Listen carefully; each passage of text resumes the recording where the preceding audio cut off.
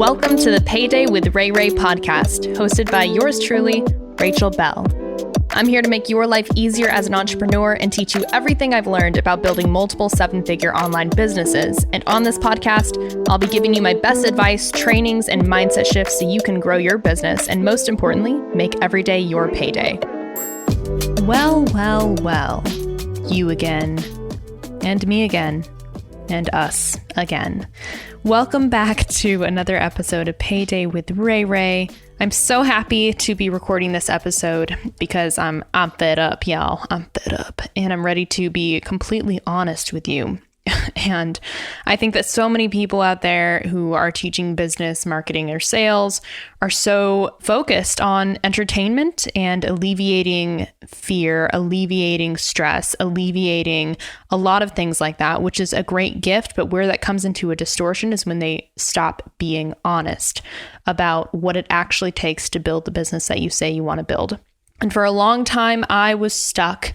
I felt so stuck and stagnant in what I was doing. I was spinning my wheels. I was switching ideas every 2 months. I was trying to find the magic bullet or the one golden ticket that was going to take me from 0 to 6 figures in the least amount of time, and ideally with the least amount of time and energy spent and money spent on what I was doing.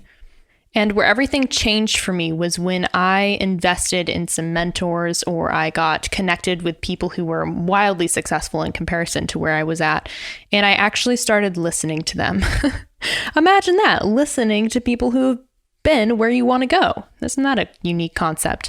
And although I'm being kind of sarcastic about it, I think that it's important to realize that there's so much business advice out there. There are more coaches than there has ever been on the topic of business, marketing, and sales. And if I know anything about my listeners, which is you, I'm not the only podcast you're listening to, probably. You're listening to a lot of other podcasts. You're consuming a lot of different content from a lot of different people, and everyone has an opinion about what works and what doesn't work. And to each their own. Everyone has their own special sauce that has worked for them specifically, but I'm not as much concerned about sharing what's worked for me specifically in my journey.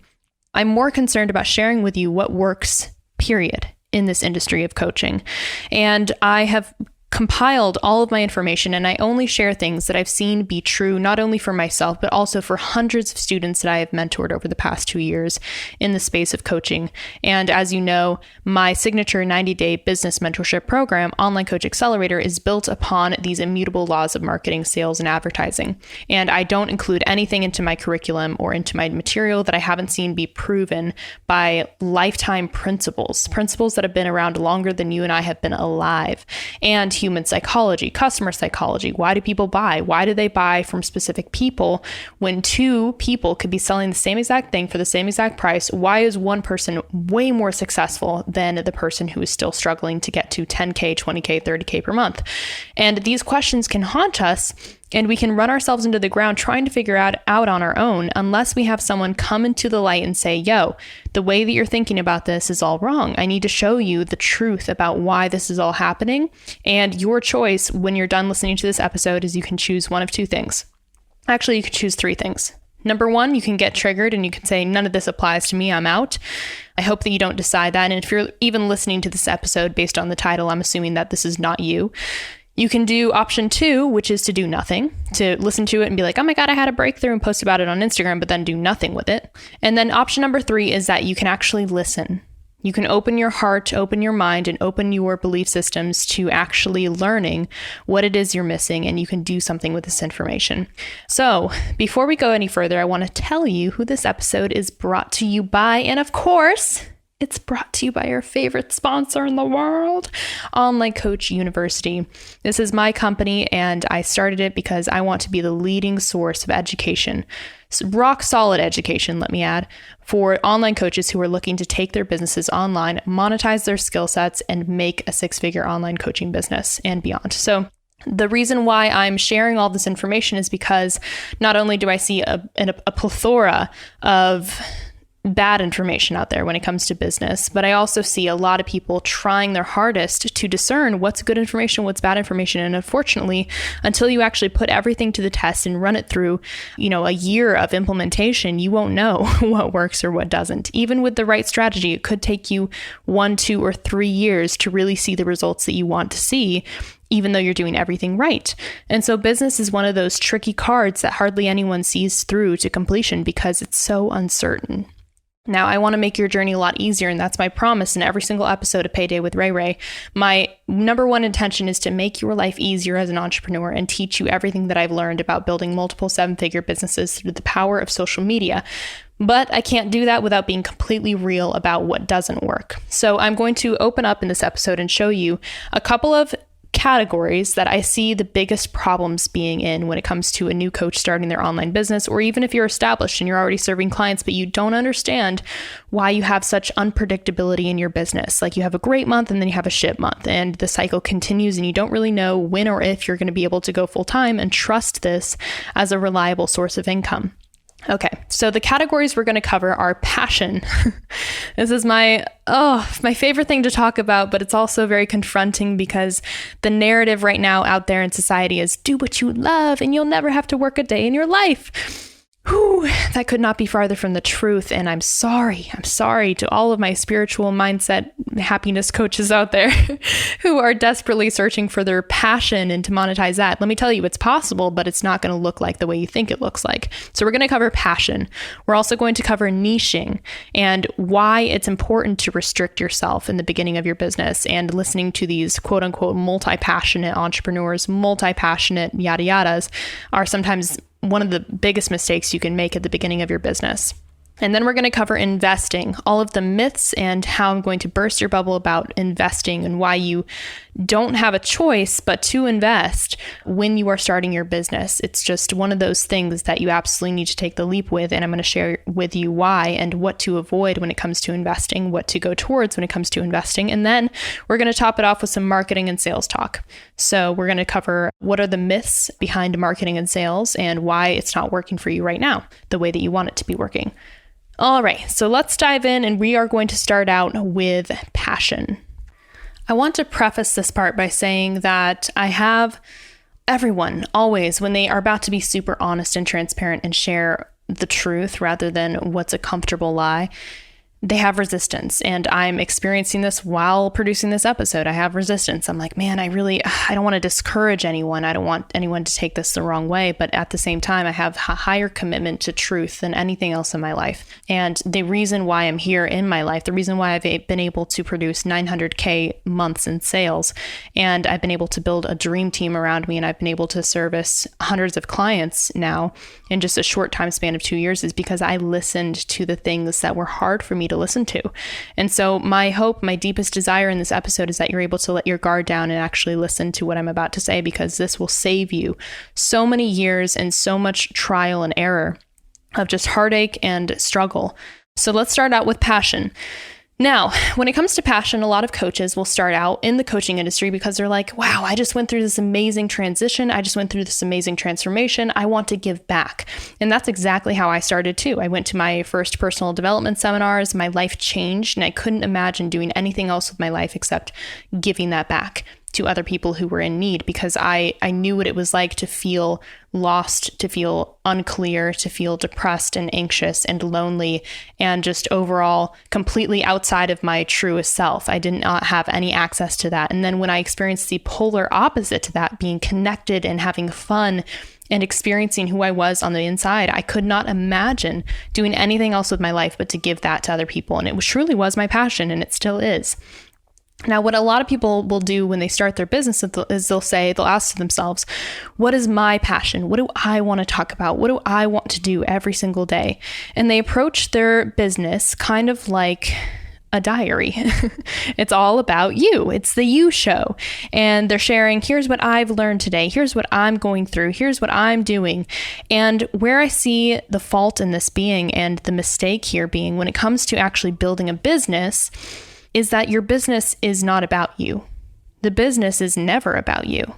And as a personal brand, sometimes we get confused with this because we're the face of our business and we're like, well, Rachel, shouldn't it be about me and my lifestyle and what I'm doing and my new haircut and what I'm wearing and what I'm eating and all this stuff? And the answer is sometimes yes, but only if that helps your ideal client avatar achieve what they want to achieve.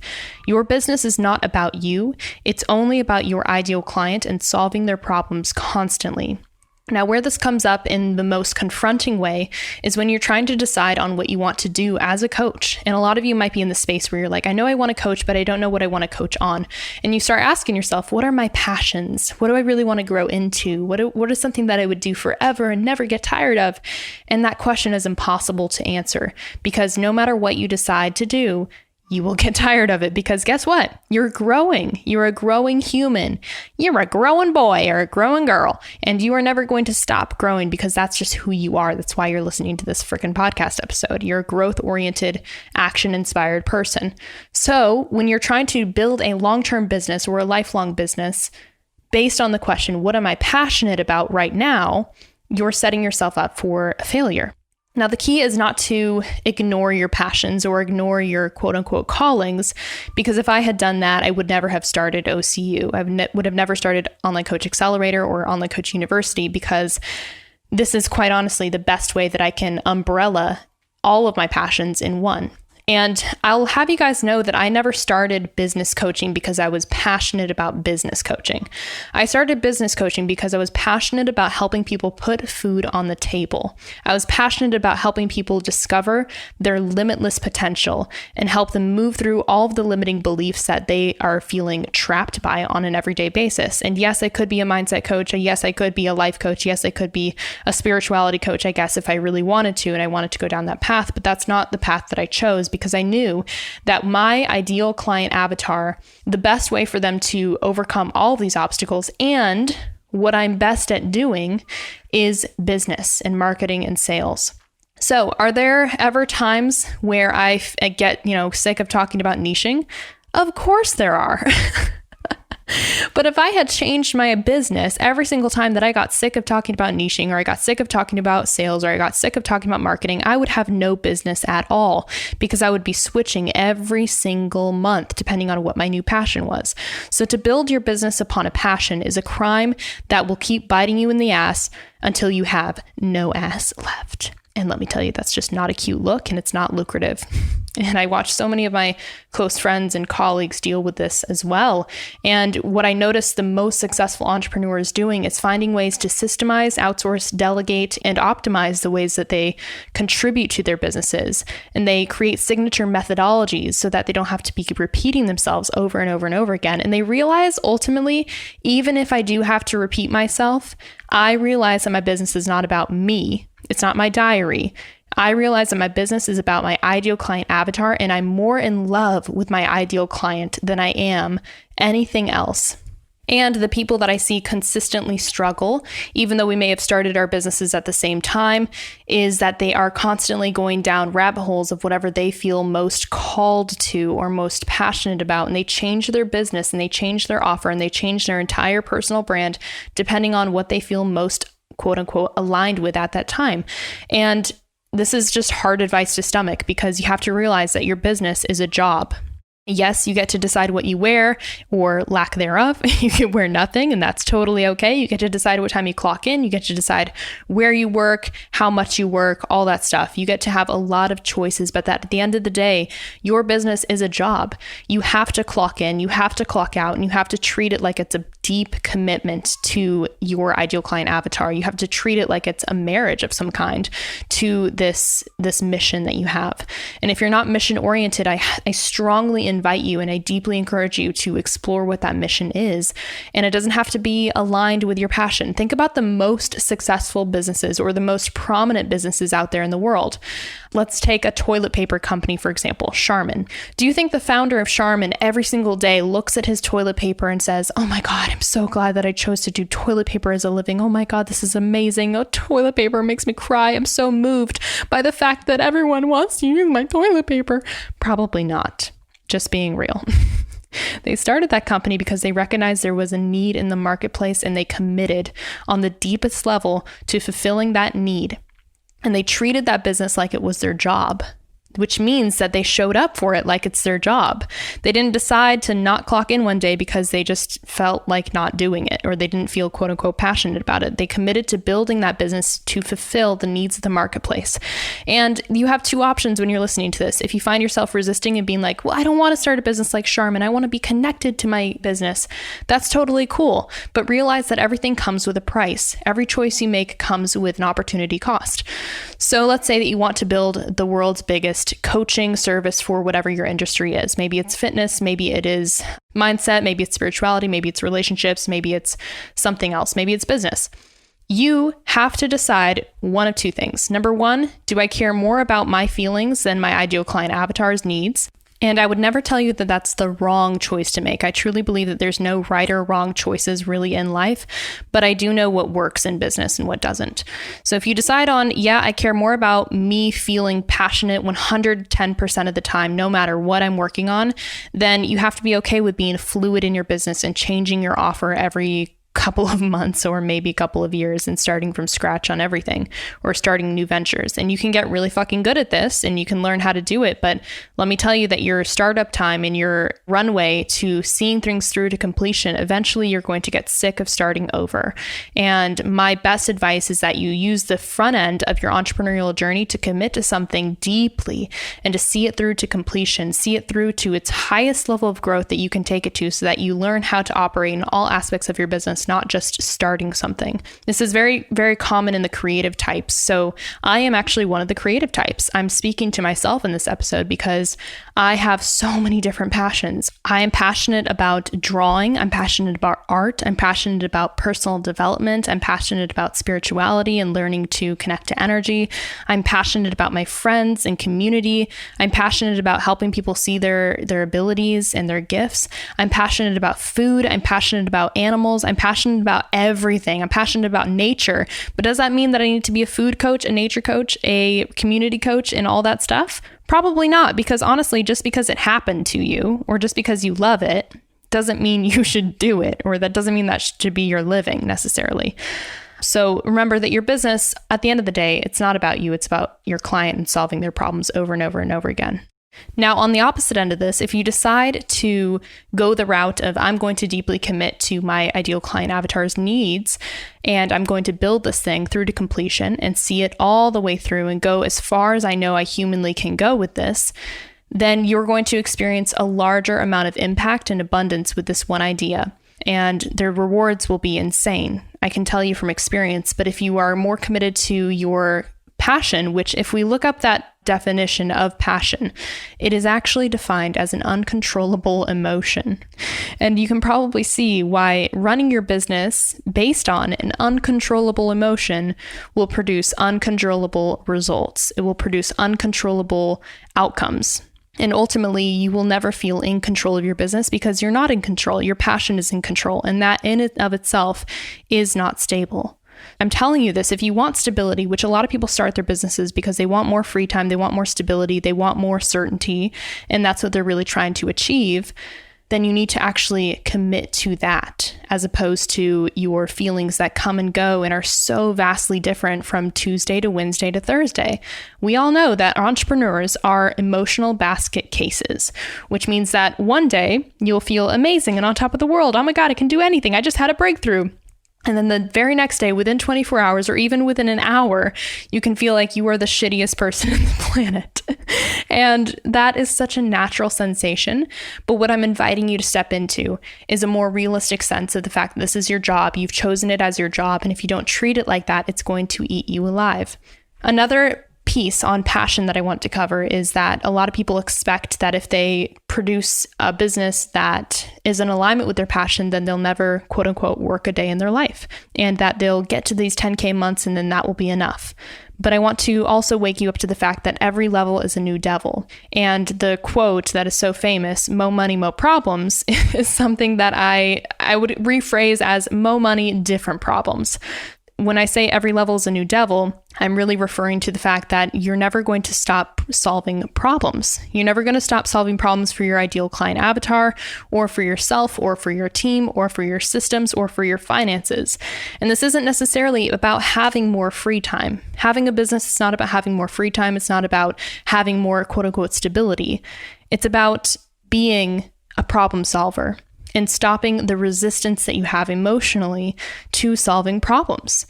So there's another amazing quote that I heard a long time ago, and I might butcher it, but this is something along the lines of, don't wish for your problems to go away. Wish for the strength to deal with all of your problems in a way that's, easeful and graceful and in flow. And that's truly what I encourage my clients to do. Yes, there's always going to be problems to solve. Welcome to life. Welcome to life. And at the same time, the reward that you can achieve, the reward that you can experience through dealing with all these problems is more strength, more power, and more ease and clarity when it comes to solving these problems. And I think that if I had the business that I have right now, about 3 years ago, I would be buckled. I would absolutely collapse under the pressure that I experience every single day of all the responsibility, of all the systems, of all the check-ins, all the team, all the overhead, all that stuff. But because I've built up my ability to endure, and I've built up my ability to see the gifts in every single moment, I have a very stress-free lifestyle, even though I'm always solving problems. But I've committed deeply to solving those problems, and I've committed deeply to staying committed to my mission, even when I have an off day. I don't question my business. I don't question my passion. I question, how am I relating to this problem? And one more quote to top us off here. I don't fix problems in my business. I fix my thinking, and then the problems fix themselves.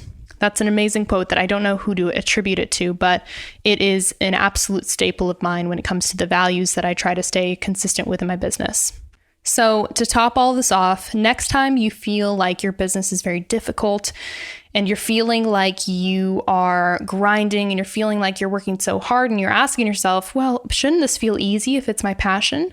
I want to invite you to think about it differently. Yes, it will be hard. No matter what you decide to do, you're going to be able to face yourself. You're going to have to face yourself. Whether it's a job, whether it's something that you really love, whether it's something that you really hate, you're going to face yourself. That's the human experience, is facing ourselves and watching everything that holds us back come up to the surface to be healed and to be dealt with.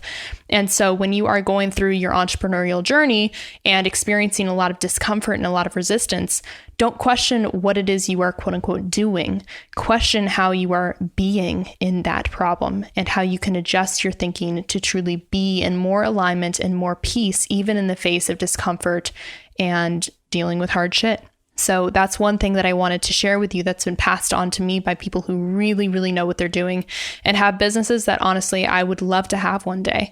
These are 8-figure, 9-figure business owners who do not focus on their passions necessarily as much as they focus on solving problems. And here's the kicker.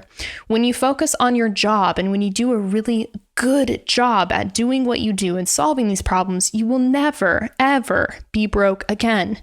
If you commit to being the best at solving these problems, you will never suffer financially because people will be happy and willing and trusting of your ability to solve these problems, and they'll be happy to pay you for those solutions.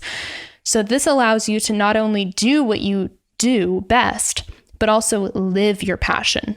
So commit to your business like it's your job so that you can live your passion, not just work your passion.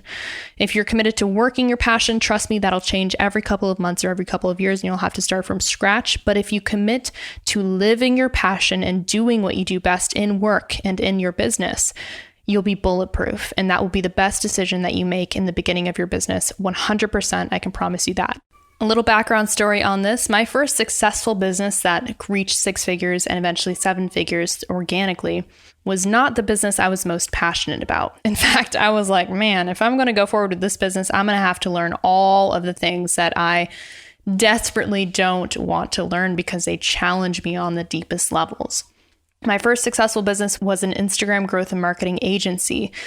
And this was massively challenging for me for many, many, many different reasons. Number one, I was very much promising results, and we were able to deliver these results 99% of the time that were very metrics based. It didn't matter how much my clients loved me or how much I loved them. I couldn't win them over with emotion or with charm or anything like that. It was like purely, are you producing the numbers that I paid for? And that forced me to become very, very good at customer service and delivery, and ask myself not what's easiest for me, what's going to be the most time optimized option for me. I had to always ask myself what is best for the client, and I just did that thing.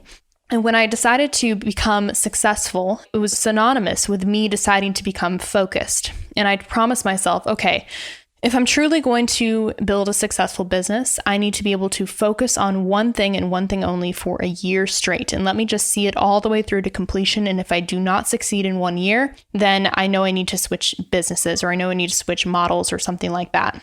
Looking back, I would have definitely told myself, no, honey, give it 3 years and then you can make that judgment. But at the time I was like, all right, just 1 year and let's see how far I can get with this. So I started the agency. And of course, because the market wanted that, and because I was able to actually solve their problems of not having a big enough audience, it blew up and it hit 6 figures within 6 months and eventually went on to hit 7 figures in less than a year and a half. And that was an incredible achievement for me. But I realized that I didn't wake up in the morning and think to myself, oh, how can I grow someone's Instagram account today? That wasn't my passion. It was just something that I was really, really fucking good at. And so this goes into our next piece in our next category of bursting your bubble, my loves, which is niching. So if you've been on the internet and following a few coaches for about 5 seconds now, you'll probably realize that niching is a big topic of discussion. It's something that you know you need to do, but you always find it very, very, very confronting and difficult to decide on because it's one of the most uncertain yet important decisions that you will ever make in your business. You're like, man, who do I really want to serve? Who's going to buy this? Who's going to be excited to receive this? And most importantly, can I actually serve them? And in the midst of all those very, very important fundamental questions, you can get yourself lost in a lot of limiting beliefs. One of the biggest things that I sense people dealing with and struggling with when it comes to niching is this fear of being pigeonholed, or this fear of being restricted by a niche, this fear of ultimately being committed to something. And I noticed this come out with people not deciding on a niche. They're like, well, I want to serve all women, or I want to serve everyone. Everyone can be helped by this service. And although I don't disagree, like I believe that if you're truly an expert, pretty much anyone could come to you and get some sort of result. But I need to let you know that in niching, in commitment, and in restriction of your message, there is immense freedom. Just to give you an example, if you've ever committed deeply to like an exercise routine or some sort of ritual or a book, and you're committed to reading a page a day, or you're committed to doing 10 push-ups a day, or you're committed to going to the gym 3 times a week, it starts to become very enjoyable and very freedom-based and very rewarding once you get into your groove, because you just know that this is your only option. You've committed to it, so you're just doing it. And it becomes very, very easy. And although at first you might have a tremendous amount of resistance to this because you're like, oh man, if I'm going to the gym Monday morning, it means I can't drink on Sunday night or something like that. The more often that you commit to something and the more often you make it a non-negotiable for yourself, the easier it is to carry out the duties that you need to carry out. And the easier it is to see massive results much more quickly. So that's the same thing with niching.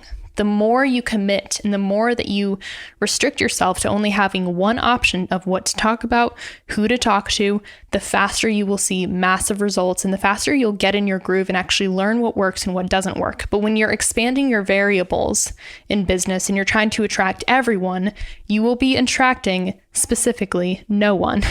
And if you don't want to take my advice on this part, I invite you to try to attract everyone for a year and then circle back and let me know how it goes, because I can already tell what's going to happen. You're going to struggle just like I struggled in the beginning of committing to one type of person to solve.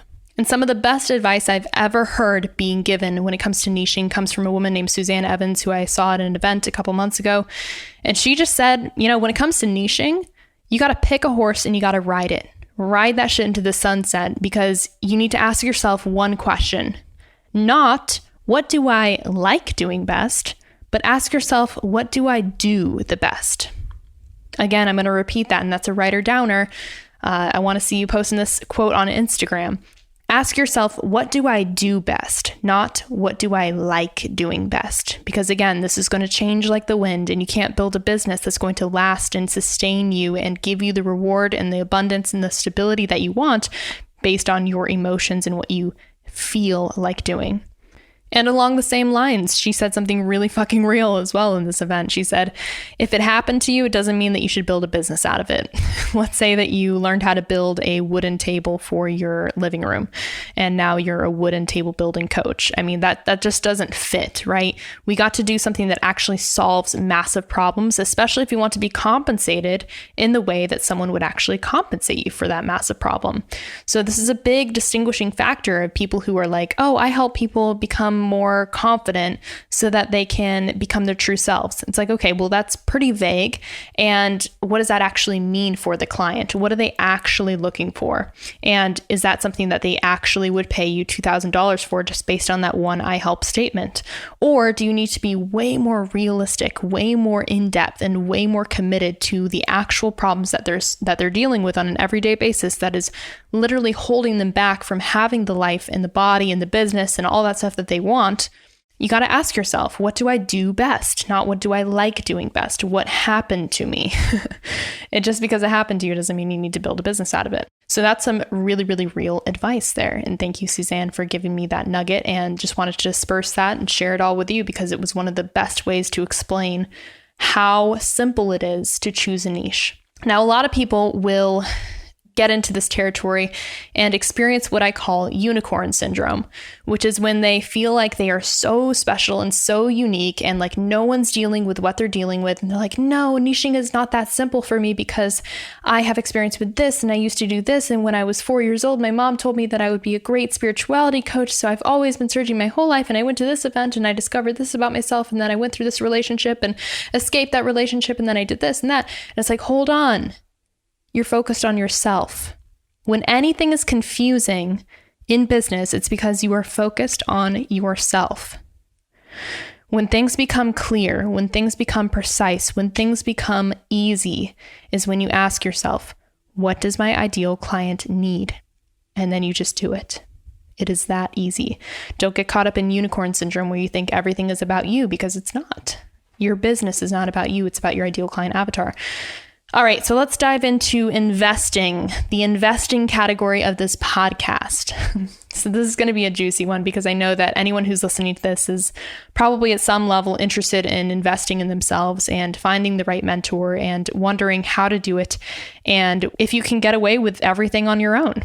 For a very, very long time in my business, I was very committed to not spending that much money because I knew that I was smart. I knew that I was hardworking. I knew that I just needed a blueprint.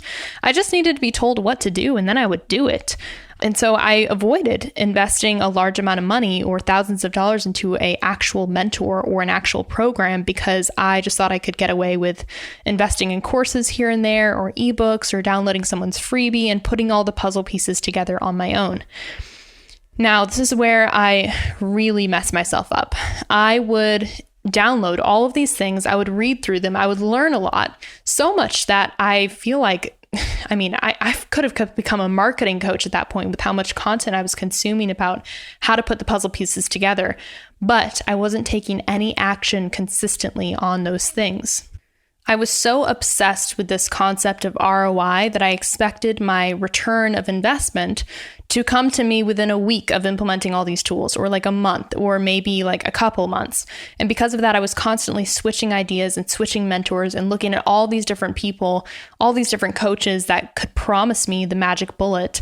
And I just kept going from coach to coach to coach. And this is what we call coach hopping in the industry.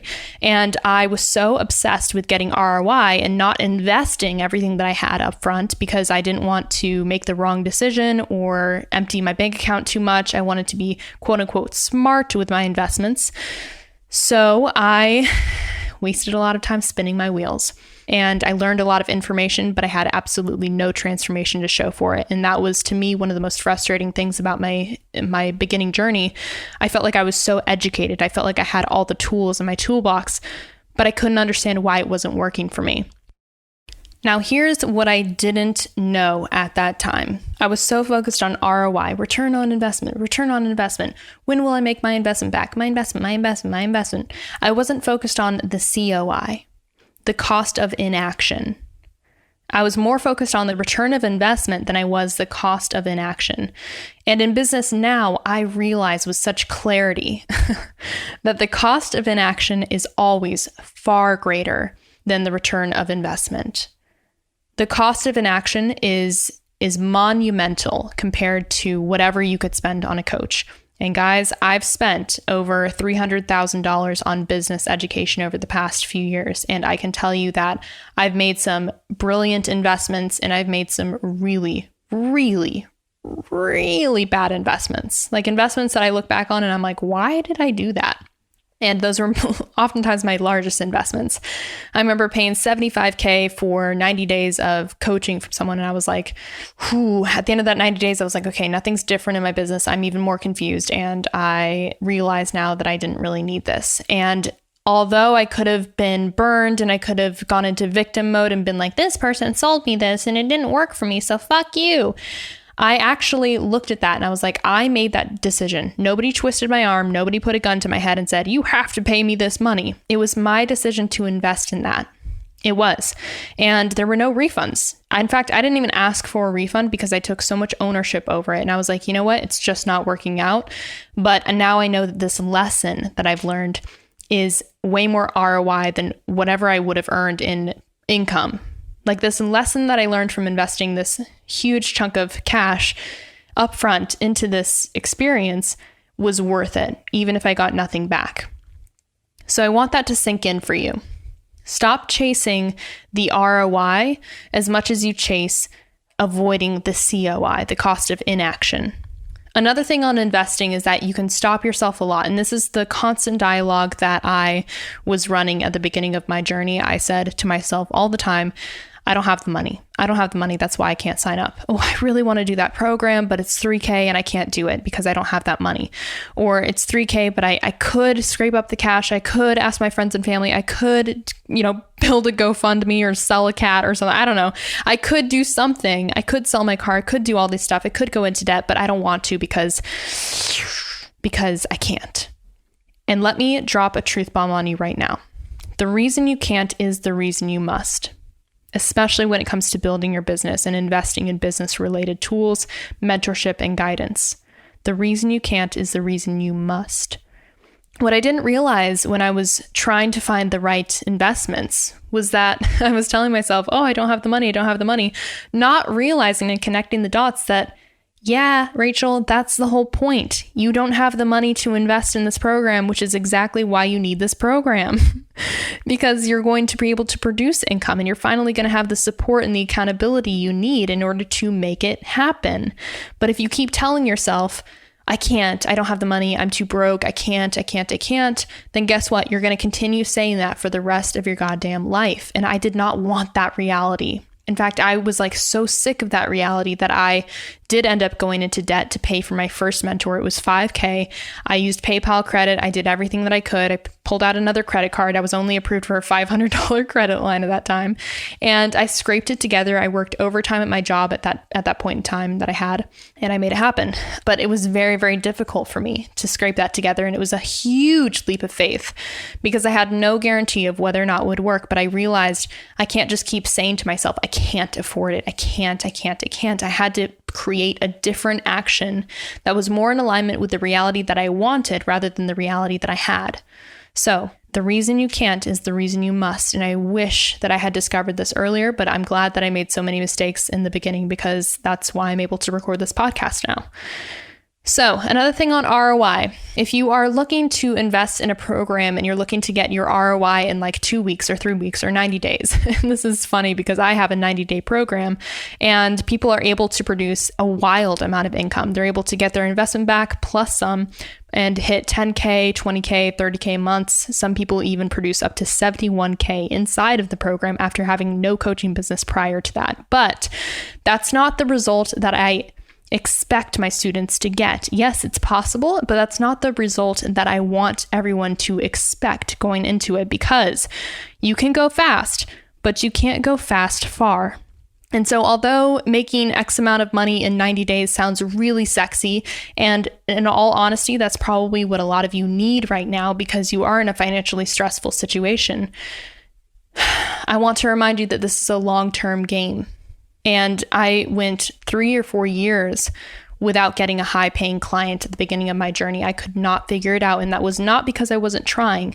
It was because I was trying everything in every direction. And I was so obsessed with getting this one high-ticket client that I couldn't see that everything that I was doing was actually technically progress, even though it didn't produce quote-unquote ROI. I was at least taking action. And all those lessons that I learned through failing and making mistakes eventually helped me create the empire that I currently run right now, OCU. So before I make any investment nowadays, here's what I tell myself. Rachel Bell, this is either going to be an amazing return on investment and an amazing investment and decision, or it's going to be an amazing story and an amazing lesson that you learn and that you're able to pass down to people below you someday.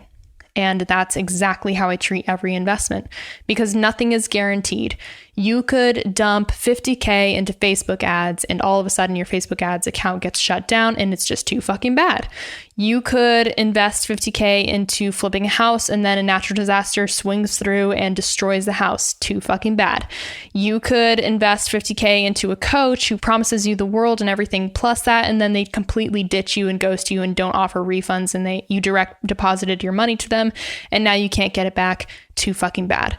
The reality is you never know what's going to happen, and that's why it's a risk, and that's why only the brave succeed in this industry. Only the people who are willing to take risks actually get something in return. But you have to take the leap, and you have to make wise decisions in who you invest in. And my best advice for that is look at their track record and talk to their past students. So, for example, if you ever wanted to join Online Coach Accelerator, you could just DM me and say, hey, Rachel, can I get hooked up to talk to a couple of your past students? And I would say, absolutely. Here's some students that you can talk to who are in your industry, see what they think about it, and actually talk to them, like have a real conversation about how it went for them and what they liked and what they didn't like. And then you can make the decision for yourself. But that's the best thing you can do when it comes to making investments. Look for their track record, look at their students' track record. How often do they talk about their students' results? What do the results look like? And then do your research. Whew. All right. So let's dive into our final category of the day, which is marketing and sales. So sexy, right? Not always. Marketing and sales can be some of the most confronting categories in our business journey as coaches, because if you're anything like me, if you're anything like the majority of my student base, honestly, you would just do this shit for free, wouldn't you? You love giving, you love serving, you love being there for people and witnessing their transformation more than anything else in the world. And if you didn't have to charge for it, you probably wouldn't. But mama's got to eat, right? And so that means that we have to learn marketing and sales, because the truth is, no matter how many certifications you have, no matter how qualified or experienced you are, it does not matter. It does not matter unless you know how to communicate your value to your ideal client avatars in a way that makes them want to hurl their credit cards at you and say, please help, take my money, I completely trust you, let's do this. And the biggest problem that I witness with coaches who are incredibly resourced and incredibly experienced and just the best coaches, honestly, is the fact that they avoid learning about marketing and sales, and they tell themselves, I'm not good at sales, or I don't want to sell, or I don't want to be slimy or salesy or pushy or anything like that.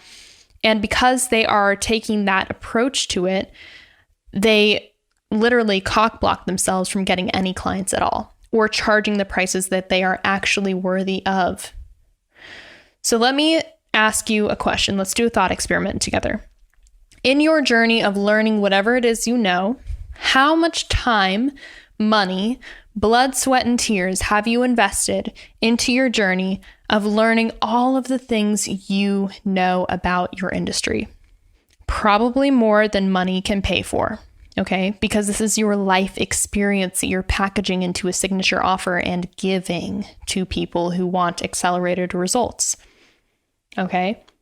As a coach, we're basically promising our clients, hey, you can get from point A to point B. Here's my methodology, and I'm here to help you go through these signature milestones to achieve this result.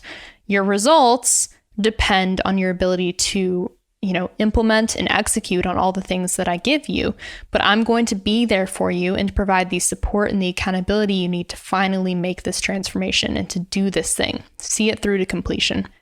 Now, here's the heartbreaking part about all of this.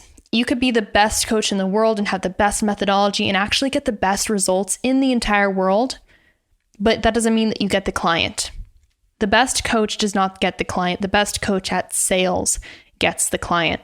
So that means it is your duty. If you truly actually care about your potential clients and you don't want them to be enrolled into a program where nobody actually gives a fuck about them, then it's your duty to step up and use marketing laws, use marketing principles, use marketing tactics to get people on the phone and share your expertise with them. So although you think you don't want to be slimy or salesy or pushy, let me tell you, you don't have to be slimy, salesy, or pushy to be wildly successful and abundant as a coach. In fact, I'd prefer that you're not that way, and that's not something that I teach. I don't teach you how to push people or force people into a sale. That's gross. In today's world, you don't need to do that. You need permission-based marketing and permission-based sales. But if you don't put yourself out there and share yourself and stop hiding, you will never experience what it's like to truly change people's lives and experience the part of them being so happy and willing and grateful to pay you and compensate you for what you truly deserve to be paid and compensated for that result. It is a beautiful exchange of energy, and you're robbing yourself of that experience if you choose to hide and if you choose to play small and cheat yourself into thinking that, number one, they can't afford it, number two, they don't want it, number three, you're not worthy. I got to be honest with you guys here for a second. One of my biggest pet peeves is when a coach on a sales call gives in to the client's limiting beliefs of the fact that they can't afford something. You're their coach. Your one job is to believe in them, to produce any result that they want to produce in life. So it's a huge disservice when coaches buy into that story and say, oh, they can't afford it, so I can't coach them. Excuse me, what? Yes, their financial results at that point in time, their financial reality may reflect that they don't have the money to invest right then and there. That's okay. But how can you support them in making the resourcefulness occur? How can you support them in coming up with a solution, whether it's negotiating a fair exchange of value and changing the price or creating a flexible payment plan or teaching them about where they can come up with the resources to invest? But whatever you do, please do not perpetuate their narrative that they cannot have what they want in life because of something that's out of their control or something that's externally against them right now in terms of the odds. Your job as a coach is to believe in them even when nobody else does. And I feel very fiercely loyal to this concept that I truly believe anyone can come up with the resources to invest in what they truly want. And that may not be your coaching program. It may not be my coaching program, but it can be anything that they want in life. I believe in the human potential. I believe in anyone's ability to create what they want to have. If they decide, if they commit, and if they become resourceful enough to create the reality that they want, I believe it can happen for anyone. And I'm so committed to that when someone says, I don't have the money, I say back to them, look, I don't care if you join OCA or not. In fact, let's just stop talking about that. What I need you to know as a friend and as someone who's talking to you right now is that you can't be saying that narrative over and over and over again because that is the reality that you're creating. So even if you never join OCA, even if you never join one of my programs, I need you to stop saying that to yourself and instead create a different affirmation and a different reality for yourself that you are resourceful enough to have whatever you want. And right now you choose not to be resourceful. That's a different story. We can work with that. But to cut off your possibility for something that you actually desperately want and need, and for me to just buy into that, like, oh yeah, well, it's too bad for you. I'm just grateful that someone didn't buy that story from me. Like when I was saying to my first mentor, oh, I can't afford it. I can't come up with the money. He did not buy that from me for 1 second. He was like, yeah, you can. You're just choosing not to. Think about it. If someone actually forced you to come up with the money in 3 days because they had the person you loved most in life in a threatening situation, and the only way to get them out of that situation was to come up with the money, would you be able to find it? And I was like, yes, I would be able to find it. Like no doubt in my mind, I would be able to find the money if it actually meant that much to me. And that was the first wake-up call that I had, where I realized that I could afford anything that I wanted, even if I didn't have the money in my bank account. I could be resourceful, I could be committed, and I could be determined beyond my reality and what that was reflecting to me. And that's the gift that I choose to give every potential client that tries to join OCA now. I say, okay, OCA may not be in the cards for you right now, but are you committed to being resourceful enough to make this happen one day? Because I'll be waiting. And I want you to be able to say yes to yourself, because that's the most important thing in your life. And as your coach, that's what I'm here for. So I hope that I'm being clear in that, yes, someone's financial situation may reflect that at this point in time, it may literally be impossible for them to do this, but don't buy the narrative that they can't have what they truly want and deserve. You need to take a stand for them and say, you deserve this. And it may not be right now, but I'm so willing to help you come up with a solution for this to become a reality for you in the future, because I deeply care for your transformation. And I'm so glad that when I was in your position, someone didn't just give up on me and say, oh, because you don't have the money, see you later. You know, that's the biggest crime I think you can commit as a coach, is just giving up on people when they say that they don't have the money. That's not fair. So anywho, that is one way that I look at the situation. When I'm talking about this, let me just let you in on a quick little fact. When people join OCA, I would say that only around 10 or 15% of them actually have the money at their disposal to join a program like this. They don't have the money, but you know what they do have? They have the resourcefulness, and the people who are the most resourceful and the most committed always end up producing the most extravagant and marvelous results I've seen. And it wouldn't have happened unless I believed in them, unless my team believed in them to create a reality that did not reflect their current reality. So anyway, rant over, but that's marketing and sales. You need to take a stand for your client. You need to stop hiding. You need to start shining. Shine brighter than anyone else in your industry and make yourself available for the new possibility that your ideal client avatar deeply, deeply deserves and wants to step into, and you will get paid. Whew. All right. Last thing here is be the type of client you want to attract. So when it comes to investing in marketing and sales, a lot of times we can say, oh, I want people who are really go-getters, who just take action on what I give them, and then they don't ghost me. And I want people who are ready to invest and understand the value. But then you're looking at every program that you want to join, and you're denying yourself of all of those qualities. You're saying, oh no, I don't want to join. I don't want to take action. I don't want to come clean with this person. I just want to ghost them and avoid this. And you're asking for something that you are not currently exhibiting. That's a big wake-up call for you guys. So again, I check myself every single day. Am I being the type of client that I want to attract? Am I being on time? Am I getting back to people? Am I investing in myself? Am I walking the talk? And if the answer is yes, then I expect to attract the clients that I deserve. If the answer is no, then I invest in personal development, time, or self-care, or just really getting feedback from people who are real with me and asking them how I can improve. But those are my deepest and darkest truth bombs for passion, niching, investing in marketing and sales. I know this was an intense episode. It's something different than I've ever done before, but I hope that you enjoyed it. And most of all, I hope that it really helped you get clear on what might be missing in your strategy and in your mindset right now when it comes to building your business to 10K, 20K, 30K, 40K, and beyond. I deeply respect you for listening to this episode all the way through. And all I can say is that if you are willing to listen and put all of these pieces into play, the rewards will be insane. And again, it may not be next week you make $1 million bajillion. It may be in 3 years you look back on this moment and you're like, that one podcast episode is the reason why I'm able to succeed in the way that I am today. And that's my deepest hope for you. So, all right. If this was helpful for you, let me know. Send me a DM on Instagram. Let's connect. And until next Friday, I hope that you are wonderfully well. I hope that you're staying safe, staying home, and getting to work and doing all of the things that you know you deserve to experience and have and be and do and contribute. Thank you for listening, and I will see you next time on Payday with Rayray. I hope you enjoyed this episode, and if you did find it super valuable, you just want to share it with the world, make sure you screenshot, post, and tag me on Instagram so I can stalk your profile and we can connect more.